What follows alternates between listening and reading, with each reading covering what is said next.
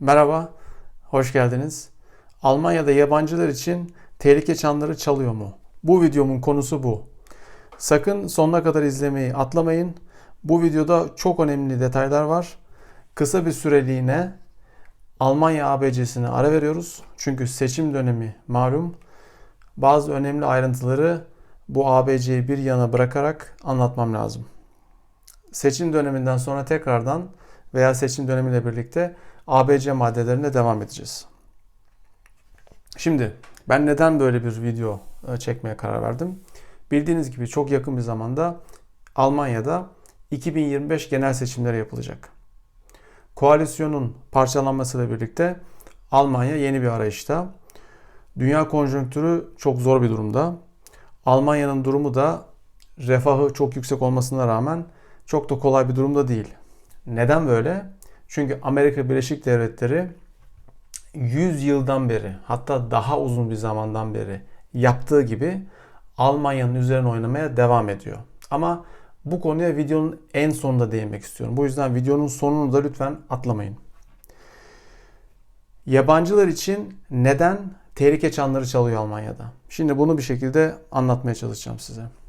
Bunun bir kere birkaç sebebi var. Birinci sebep, Avrupa'da ve Batı'da aşırı sağın yükselmesi. Bu bir kere Batı'da genel itibariyle görülen bir şey. Hem Amerika'da, yani Amerika Birleşik Devletleri'nde, hem Avrupa'da 10 yıldan beri veya 15 yıldan beri, belki daha da uzun zamandan beri aşırı sağın yükselişi görünüyor. Aşırı sağın yükselişi aslında ulusal çıkarların bir şekilde savunulmasıyla birlikte ortaya çıkan bir şey. Bunu söylemek lazım. Yani o globalleşme denen, küreselleşme denen ortak çalışmanın, bunu Batı için söylüyorum, artık bir noktada tıkanması sebebiyle ulusal çıkarlar yine gündeme geliyor. Amerika Birleşik Devletleri'nin kendi çıkarlarını savunmak için tekrardan aşırı vahşileşmesi sebebiyle ve o vahşiliğin kendisi üzerinden ve NATO üzerinden bir şekilde diğer devletlere yayılması sebebiyle dünya bu noktaya geldi. Hem Amerika Birleşik Devletleri'nde aşırı sağcılık artıyor. Başa geçen Trump da zaten aşırı sağcı diyebiliriz. Hemen başa geçmesiyle birlikte yaptığı açıklamalar, mülteciler için yaptığı açıklamalar, yabancı kökenler için yaptığı açıklamalar kendisinin zaten ne kadar aşırı sağcı bir insan olduğunu gösteriyor. Başkanlığa geçiş konuşmasını dinledim. Kendisinin dokunulmazlığı olmasa insan Hakları Mahkemesi'nde veya herhangi bir mahkemede hiçbir şansı yok Trump'ın. Onu söylemek lazım. Açıklamaların içeriğine girmek istemiyorum. Dilime bile almak istemiyorum o korkunç açıklamalarını yabancılarla ilgili. Benim bu aşırı sağ yükselişiyle ilgili olarak dikkatimi çeken bir husus var. Bundan 100 sene önce ortaya çıkan ve yükselen aşırı sağ ile şu anki aşırı sağ arasında bir fark var. Bundan 100 sene önceki aşırı sağ acayip maçoydu. Yani şöyle baktığınız zaman İtalya'daki aşırı sağın yükselişi, ardından Almanya'daki aşırı sağın yükselişi, ki Almanya'daki aşırı sol ve sağ böyle iki taraftan gidiyor. Böyle sağlı sollu ilerleyen bir aşırılıktır o. Bunlar hepsi maço, yani çok erkeksi aşırı sağlıklardır. Ancak şu anki çok farklı. Dünya öyle bir hale geldi ki kadın haklarımız o kadar ileri seviyeye geldi ki kadın ve erkekler o kadar eşit seviyelere gelmeye başladı ki artık aşırı sağ kadınlar tarafından taşınıyor. Bununla insanoğlu olarak övünmeliyiz. Örnek mi istiyorsunuz? İşte size örnek. İtalya'da kim var? Meloni. Meloni. Yani aşırı sağın taşıyıcısı İtalya'da Meloni ismindeki bir hanımefendi. Fransa'da kim var? Çok önemli düşünürlerin olduğu, dünyayı çok önemli yerlere getirdiği düşünülen ama aslında çok da ilerilere getirmeyip insanlıktan farklı şeyleri götüren Fransızların veya Fransız kültürünün şu anki taşıyıcılarından hangi hanımefendi aşırı sağcılığın temsilcisi? Tabii ki Le Pen. Çok övünüyoruz kendisiyle bir kadın olduğu için ve bir kadın olarak özellikle feministler mesela bu konuda kendisini savunabilir belki de. Şu an tabii hiciv yapıyorum. Bir hanımefendi Fransa'da aşırı sağ savunuyor. Le Pen. Peki Almanya'ya bakalım.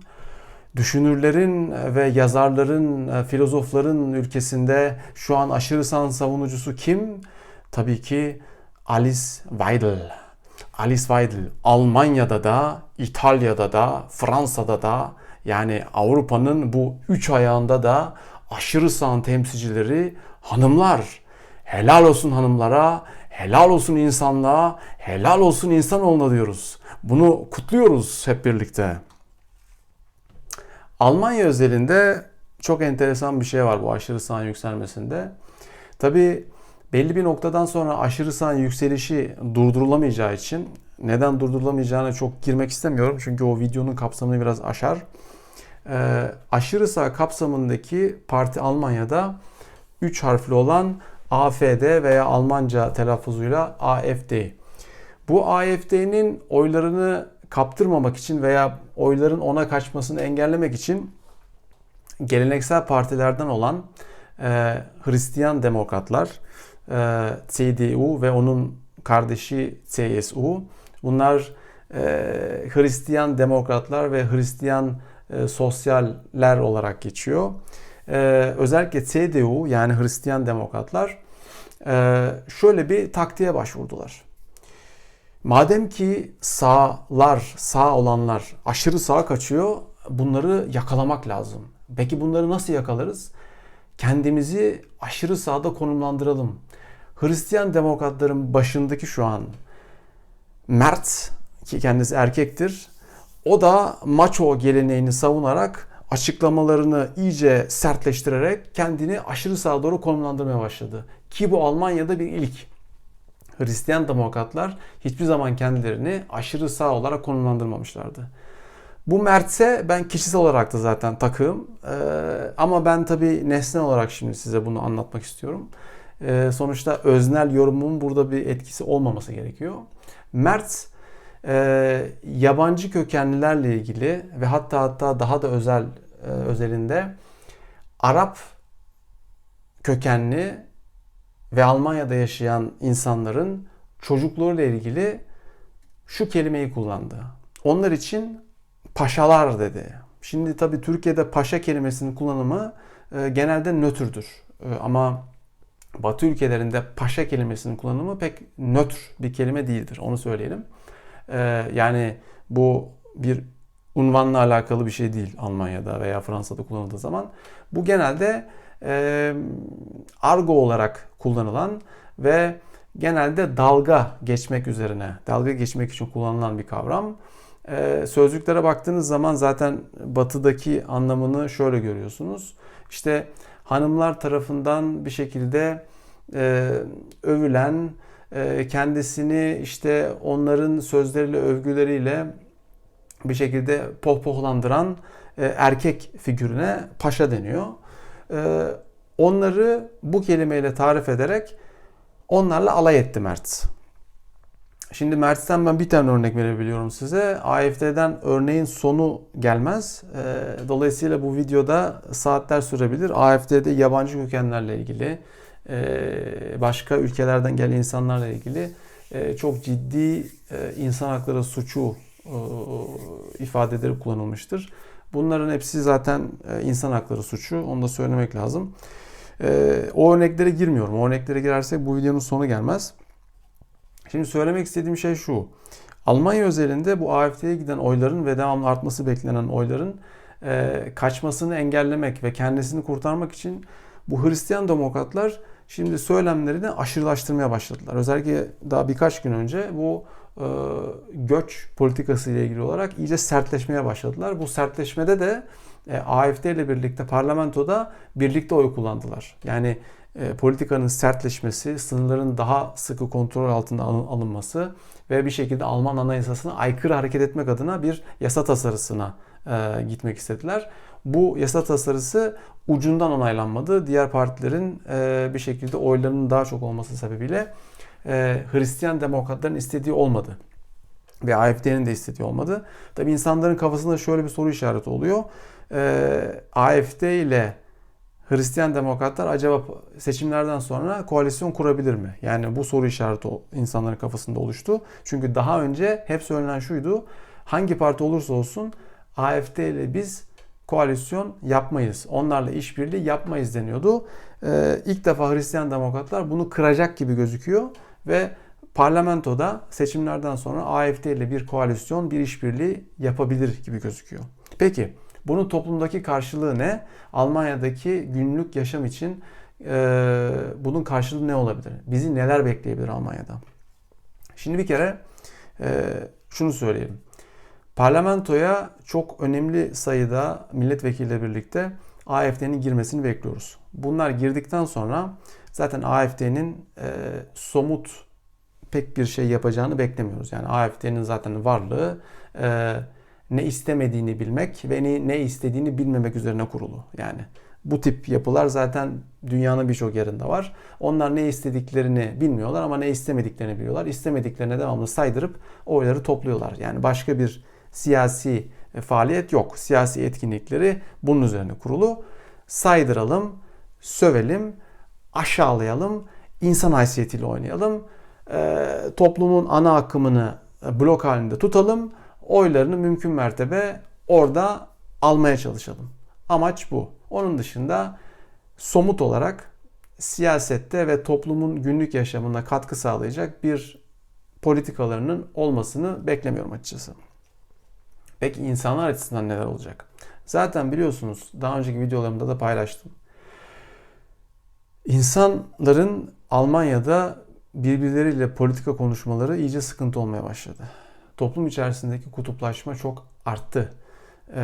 AfD parlamentoda daha da kuvvetli olursa insanlar arasındaki kutuplaşma daha da artacak. Bildiğiniz gibi AfD Anayasa Mahkemesi diyebileceğim bir kurum tarafından Almanya'daki yapı biraz daha farklı.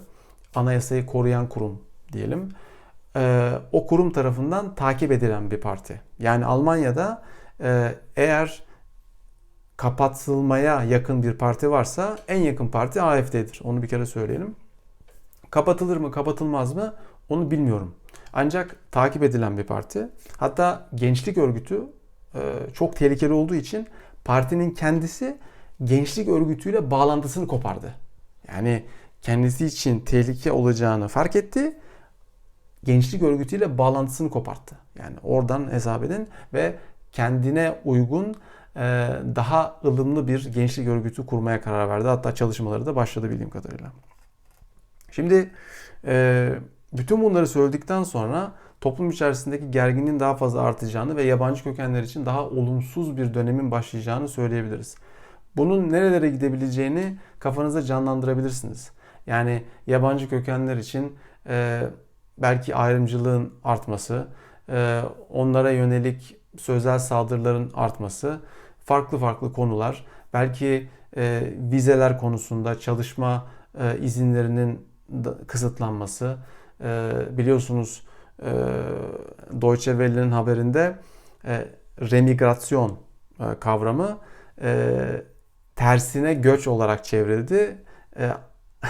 Alice Weidel'in ve AfD partisinin remigrasyon kavramından kastı göçmenlerin geri gönderilmesidir. Yani ikisi aynı kapıya çıkmaz. İkisi aynı şeyi ifade etmez. Burada yabancı kökenlere karşı çok ciddi bir propaganda var. Çok ciddi bir nefret söylemi var. Çok ciddi bir ayrıştırma var. Bunu aklımızdan çıkarmayacağız. Dolayısıyla toplum içerisindeki gerginlikler artacaktır. Burada yakın bir dönemde iyileşme de beklemiyorum. Bu muhtemelen Avrupa'nın diğer bölgelerinde olduğu gibi Almanya'da da çok ciddi toplumsal gerginliklere yol açacaktır. Zaten durum şu an iyi değil. Daha da gergin bir duruma gelecektir diye düşünüyorum. Aklıma gelen somut örnekleri, gelebilecek olan örnekleri burada anlatmak istemiyorum açıkçası. Bunlar biraz can sıkıcı konular. Şimdi gelelim bütün bunların kök nedenine ve nerelere bağlandığına. Şimdi Amerika Birleşik Devletleri'nin, ki burayı kısa tutmaya çalışacağım ama videonun sonunda bundan bahsedeceğimi söyledim. Söylemeden geçemeyeceğim. Amerika Birleşik Devletleri'nin çok güçlü olduğunu ve dünyanın her yerinde bu gücünden dolayı müdahaleci olduğunu biliyoruz. Ancak düşündüğümüzden de çok güçlü olduğunu aklımızdan çıkarmayalım Amerika Birleşik Devletleri'nin. İkinci Dünya Savaşı'na kadar ve İkinci Dünya Savaşı sonrasındaki bildiğimiz şeylerin, izlediğimiz belgesellerin birçoğunun içeriğinin Batı'dan onaylı ve Amerika Birleşik Devletleri'nden onaylı olduğunu unutmayalım. Ve bunların birçoğu taraflı. Mesela son zamanlarda İkinci Dünya Savaşı öncesindeki olan olaylarla ilgili olarak birçok yeni şey öğrendim. Şimdi bunların bir kısmını söyleyip ondan sonra videomu toparlamak istiyorum. Amerika Birleşik Devletleri yeniden Almanya'ya kafayı taktı. Bakın bu söylediğimi unutmayın. Amerika Birleşik Devletleri'nin Almanya'ya kafayı takması yeni bir konu değil. Birçok kişi şunu düşünüyor veya şunu biliyor. Amerika Birleşik Devletleri 2. Dünya Savaşı ile birlikte Almanya'yı yerle bir ettirdi, etmesine izin verdi diğerlerinin veya düşmanlarının ve ondan sonra da Amerika Almanya'nın üzerine çöktü ve hükmünü orada sürdürüyor. Bu 2. Dünya Savaşı ile olmuş bir şey değil. Hatta 1. Dünya Savaşı ile olmuş bir şey de değil. Britanyalı araştırmacılar diyorlar ki, kaynakları bulup yorumlarda sorular gelirse aktarmaya çalışırım. Şu an aklıma gelmiyor.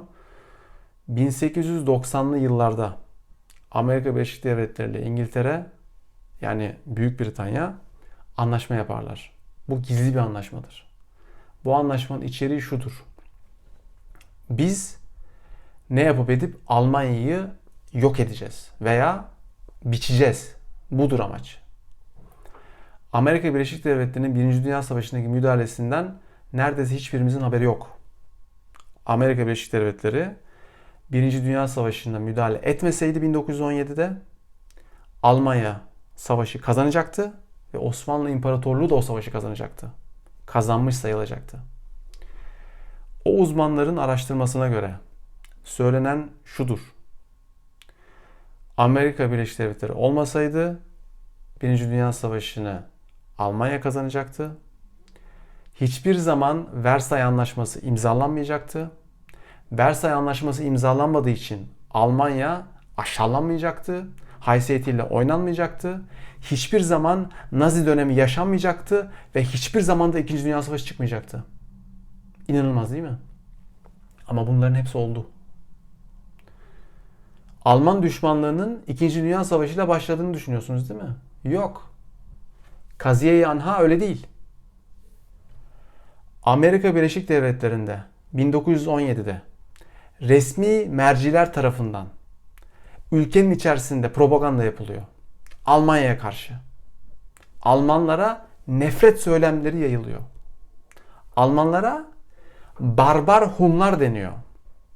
İngiliz gazetelerinde Almanlar için ya da Almanlara karşı ve Türkler için nefret sloganları atılıyor. Barbarlar falan filan diye. Sonu yok. Almanlar ve Türklere karşı. Dikkatinizi çekerim. Amerika'da Almanlara karşı nefret o seviyeye geliyor ki Almanların bir kısmı Amerika'da linçleniyor. 1917'de Amerika 1. Dünya Savaşı'na müdahale ediyor. Çünkü büyük kredi mercileri İngiltere ve Fransa'ya öyle kredilere vermişler ki İngiltere ve Fransa savaşı kaybederse krediyi geri ödeyemeyecekler ve finans sistemi çökecek Amerika'da. Finans sisteminin çökmemesi için yardım ediyorlar. 1. Dünya Savaşı'na müdahale ediyorlar ve Almanya yeniliyor. Ve ondan sonra da Versay Anlaşması'nı imzalatıyorlar. Haysiyetiyle oynuyorlar. İnanılmaz savaş tazminatları çıkartıyorlar. Yıllarca ödeyemeyecek şekilde. Ondan sonrasında işte bütün suçu da, bütün sorumluluğu, 1. Dünya Savaşı'nın çıkışının bütün sorumluluğunu Almanlara yüklüyorlar. Ki uzmanlar bunu da reddediyor. Bu da gerçek değil. Bu da yalan. O yalanların üzerine haysiyetiyle oynanan Almanya tepki gösteriyor. Sonrasında 1930'lara geliniyor. Olanları biliyorsunuz. 40'lara geliniyor. 2. Dünya Savaşı çıkartılıyor. Çıkıyor da diyebiliriz. Sonrasında ne oluyor? ABD Almanya'ya petrol yardımı yapıyor. O anda dünyanın en büyük petrol üreticisi Amerika Birleşik Devletleri. ABD, Almanya 2. Dünya Savaşı boyunca petrol yardımı yapmasa, Henry Ford denen adam Almanya'ya savaş araçları satmasa, Almanya çoktan savaşı bırakırdı. Rusya yardım istiyor Amerika'dan. Amerika 1944'e kadar Batı cephesini açmıyor. Neden? Almanlarla Ruslar birbirlerini öldürsünler diye. Hayvanlar gibi. Bütün değerler bırakılmış vaziyette. Artık o noktadan sonra herkes hayvan. Bütün bu devletler hayvan. Şu an Amerika Birleşik Devletleri'nin olduğu gibi. Hiçbir farkı yok. O gün 2. Dünya Savaşı sırasında Henry Ford, kendisi ki ağır bir Yahudi düşmanıdır. Nasıl ki Almanya'ya yardım ediyor ve o sayede Almanya savaşta devam ediyor. Bugün Musk aynıdır. O gün Henry Ford neyse bugün Elon Musk odur. AfD üzerinden gene Almanya üzerine oyun oynanıyor. Almanya'nın makus talihi budur. Allah'ın hakkı üçtür denir. Peki bu iyi bir üç müdür? Allah'ın hakkı üçtürün Almancası da Alle guten Dinge sind drei. Yani kelimesinin tercümesi iyi olan her şey üçtür. Bu gerçekten iyi olan bir şey midir? Bunun üçlenmesi. 1917 Birinci Dünya Savaşı. İkinci Dünya Savaşı'nda Amerika'nın müdahalesi ve devamlı kontrolü. Bu ülke bunu bir daha mı yaşayacak ya? Almanya'nın bu makus talihi nedir? Bu ülkenin Amerika Birleşik Devletleri'nden çektiği nedir? Size daha enteresan bir şey söyleyeyim. Almanya'nın Versay Anlaşması'ndan 1918 kalan borçları Birinci Dünya Savaşı'ndan İkinci Dünya Savaşı çıkana kadar değil, Nazi Partisi kurulana kadar 1933'e kadar ödenmeye devam ediyor. Ondan sonra ara veriliyor. Ödemiyor çünkü Nazi Partisi, NSDAP ödemiyor borçları, Versay'ın borçlarını ki o borçlar korkunç borçlar, korkunç faizli borçlar. İkinci Dünya Savaşı bittikten sonra yenilince Almanya ödemeye devam ediyor Almanya. Yani Birinci Dünya Savaşı'ndan kalan borçları ödemeye devam ediyor. Peki o borçların bittiği tarih nedir biliyor musunuz? 2010. 3 Ocak 2010 tarihinde bu ülke Almanya bütün borçlarını ödedi. Bir bakıyorsunuz 2010 yılından sonra bir gün rahat etmiyor ya. Suriye'ye müdahale Amerika Birleşik Devletleri, orada iç savaş, oradan göç, gelen göçler, göçle mi uğraşacaksın? Ondan sonra Kuzey boru attı. Kuzey boru hattına da kim müdahale ettiyse, kim orayı patlattıysa tahmin ediyorsunuz tabii nasıl patlatıldığını. Amaç ne? Avrasya'nın bütünlüğünü yok etmek. Niye? Almanya'da teknik var. Enerjiyle birleştirdiğiniz zaman onu tutmak mümkün değil. Tutamazsınız onu. Enerji ayağını kesmeniz lazım ki onu prangalayasınız. Almanya, Amerika Birleşik Devletleri için prangalanması gereken bir ülke. Onu da prangalamaya devam ediyor. 2010'dan beri uğraşılıyor. Efendim işte bir şekilde katakulliyle, vahşi NATO ayağıyla, o zaten ayrı bir konu. NATO üzerine ayrı bir video çekeriz inşallah bir gün. Rusya-Ukrayna gerginliğinin yaratılmasıyla oraya akan paralar, oraya akan destekler, oraya para akınca ülkenin içerisine paralar akıtılamıyor. Göçmen kriziyle birlikte içerideki yangın ayrı bir konu. Orayı bağla, burayı bağla. Sonuç işte ABD'nin dediği oluyor. Geldiğimiz nokta bu. Aşırı sağcılığın yükselmesi, ulusal çıkarların bir şekilde sivrilmesi, Avrupa'nın gene ezilmesi, Almanya çünkü ezildiği zaman Avrupa eziliyor demektir. Almanya'nın gene ezilmesi sonucunda herhalde bu makus talihi bu ülke inşallah yeniden yaşamaz diyelim. Ama gidilen nokta o nokta tekrar yaşanacak gibi gözüküyor. Yani gidilen nokta o. NATO'nun o kravatlı teröristlerin yaptığı açıklamaları duydunuz. Daha fazla para verin, daha fazla para verin. Niye? Oraya para verince nereye para vermeyecek? Başka bir yerlere para verilmeyecek. Sosyal imkanlardan kısılacak. Yollardan kısılacak. Demir yollarından kısılacak. İnsanlar demir yollarının neden tamir edilmediğinden şikayet ediyor Almanya'da. Devamlı silah para gidiyor. Daha da para istiyorlar. 120 milyar euro daha fazla verilmesi gerekiyormuş silahlara. Savunma sanayine. 30 bin tane Amerikan askeri var burada. Hani onlar koruyordu? Yok. Yok. Onlar dursun. Bir de üzerine para verilsin. Daha çok para verilsin. Savunma sanayine. Umarım insanoğlu durup bir gün düşünmeye başlar ve bu para gözcülüğün, bu kapitalizmin, bu sermayeciliğin, bu sonu olmayan hırsın insanoğlunu bitireceğini anlamamız gerek.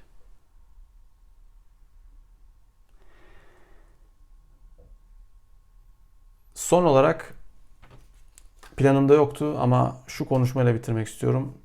Planlamadığım kadar da uzun bir video oldu ama bence bu video önemli. Göçmenlerin Kuzey Amerika'daki ilerlemesiyle birlikte zarar verdikleri Kızılderililerden bir tanesi ya oturan boğaydı ya da o diğeri geyik. Hangisi olduğunu şu an anımsamıyorum. Aslında anımsasam daha iyi olurdu. Söylediği bir şey var barışla ilgili.